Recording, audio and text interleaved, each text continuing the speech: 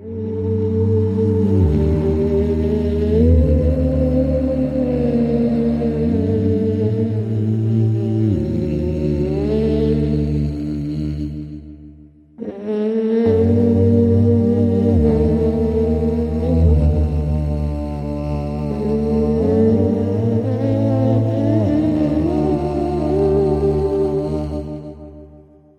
vendeur récite son speech par cœur à un client qui répond par des phrases toutes faites. Et dans leurs yeux vides, on devine la peur de redevenir soudain humain sur un coup de tête.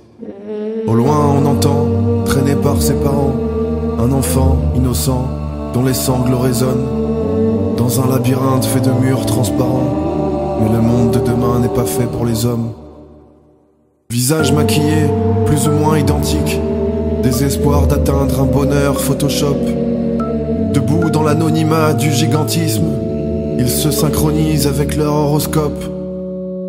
Des oiseaux gazouillent au fond d'un haut-parleur, apaisant clapotis d'un ruisseau disparu. Un printemps plastique, des soleils sans chaleur, et de l'ombre dans des yeux qui jamais ne s'allument.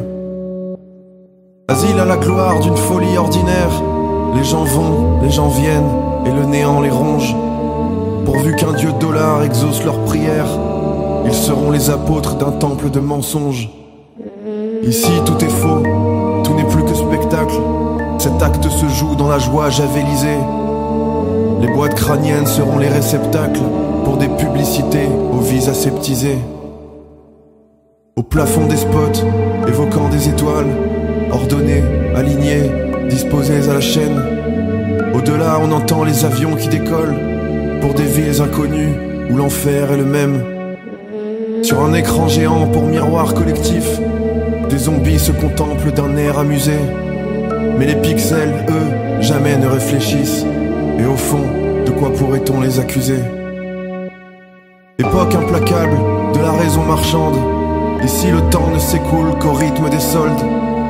Les années sont mortes et les saisons absentes, la fontaine de jouvence des robots déborde.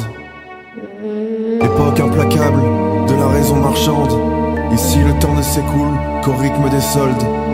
Les années sont mortes et les saisons absentes, la fontaine de jouvence de ces robots déborde.